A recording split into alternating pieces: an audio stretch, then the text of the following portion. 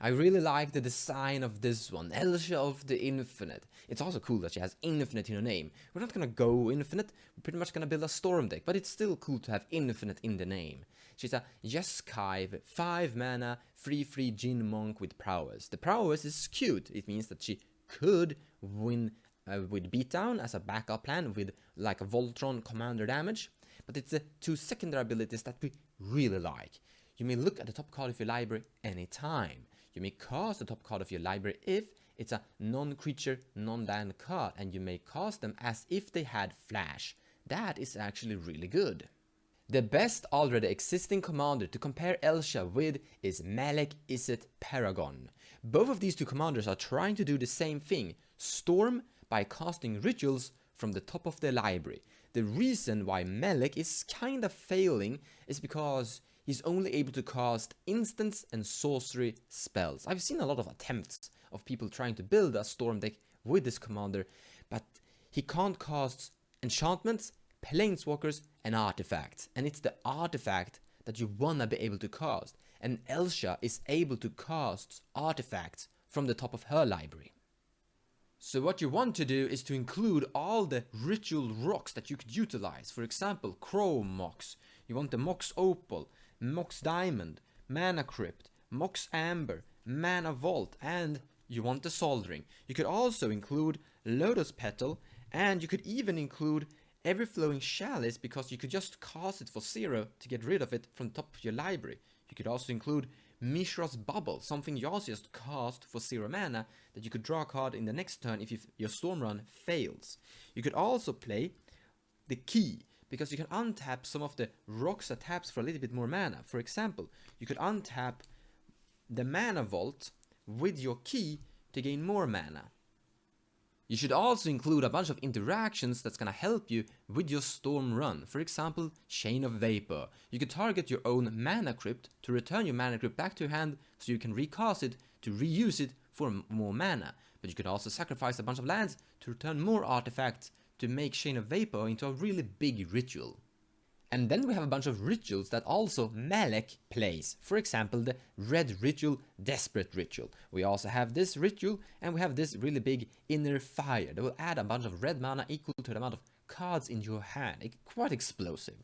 We also have a bunch of blue rituals. I don't know if you know about Energy Tap. 1 blue mana, tap target creature you control. Add an amount of colorless mana equal to that creature's casting cost to your mana pool. So if you tap your commander, Elish of the Infinite, you're gonna add 5 colorless mana to your mana pool for only 1 blue mana. That is actually quite good. We also have the Dramatic Reversal, and we have a bunch of artifacts in this deck already, so this is gonna be a really good ritual.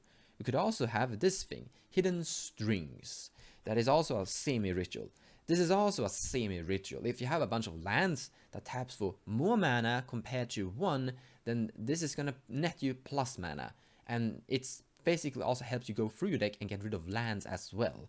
And then we have the Past in Flames. And this is a really important card to include for a Storm deck.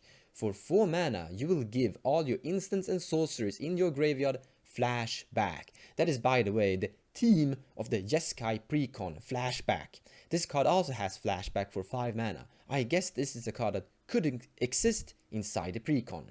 Then I have a creature that is a ritual, but something that Elsha is not gonna synergize with because she can't cast it from the top of her library. But Runaway Steamkin is actually a decent and good storm creature. Whenever you cast a red spell, it will get a +1/+1 counter. You can remove 3 +1/+1 counters and add 3 red mana to your mana pool. So this is a decent storm creature that Elsha can't synergize with, but maybe she should play it anyway.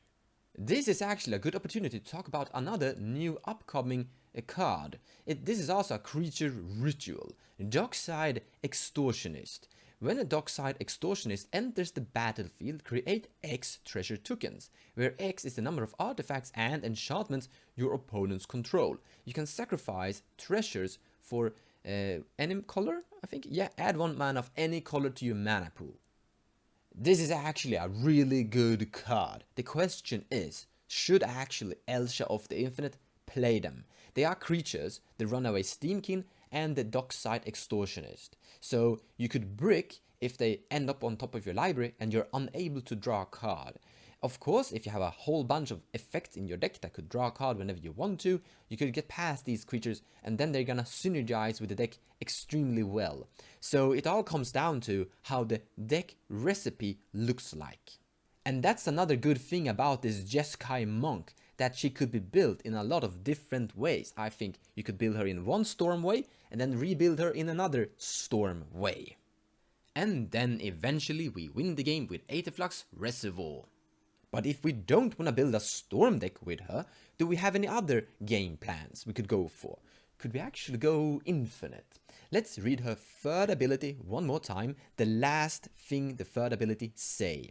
You may cast it as though it had flash. For example, you could cast Enlightened Tutor and manipulate what's going to be on top of your library. For example, a Rest in Peace. And then you can cast the Rest in Peace in instant speed. So if an opponent is trying to win with his graveyard, you do this. Now you are playing something of an interactive stacks deck.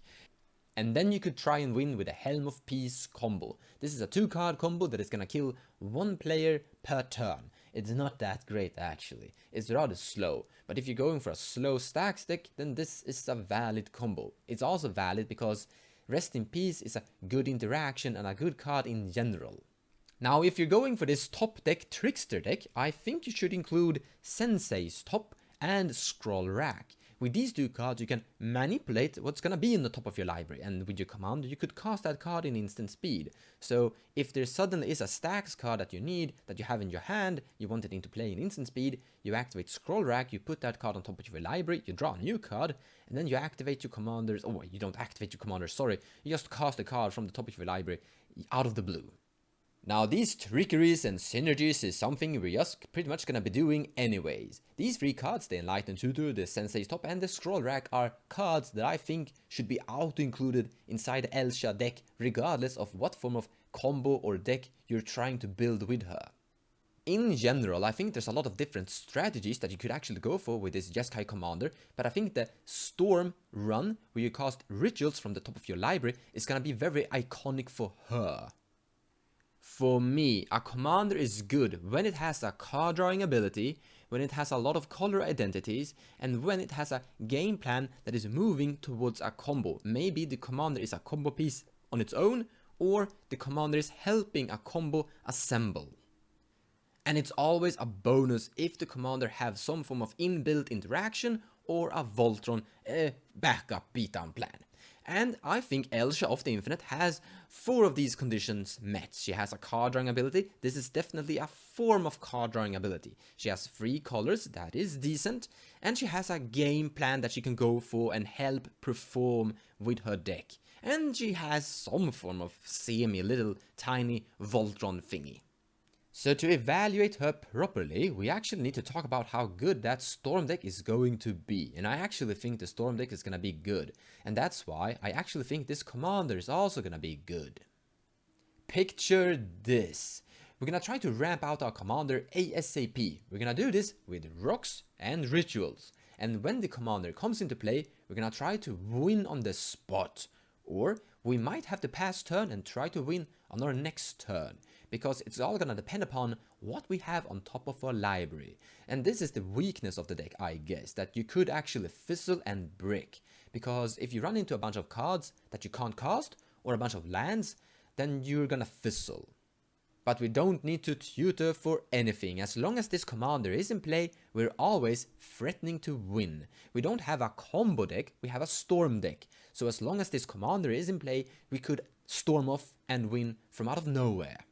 And that means that the deck is quite consistent, but also quite scary. And it could be so that the best course of action to actually deal with this deck is to consistently always kill the commander whenever you have the chance to do so. But here comes another really scary part about this commander. Let's say it resolves, it hits play. You now have priority. You look at the top card of your library, it's a Soul Ring, and you decide to cast it. You pass turn to make the Soul Ring resolve. And in response, an opponent is doing the best thing they could possibly do. They use a kill spell to kill the commander. Remember this now. You may cast it as though it had flash. You look at the top card of your library. It's a Mox Amber. You cast the thing in instant speed. The kill spell that is gonna kill your commander is still on the stack. And then you look at the new card on top of your library. Let's say it's a Mana Crypt, or a Mana Vault, or another rock, or some other cool ritual. You keep on going, and you storm off. And the kill spell that is gonna kill your commander is still on the stack. And you could actually win the entire game while the kill spell is still on the stack. So as a final review of Elsha of the Infinite, I'm gonna say this. Wizard of the Coast did say that they were gonna push up the power level. And in my opinion, they really did it on this one. Thank you so much for watching, and I hope you enjoyed the video. If you like what I do and you wanna support me, consider sharing my videos or even checking out my Patreon page. Also, purchasing cards from the TCG Players website using the affiliate link down below will also help the channel grow. So a big thank you to all of you.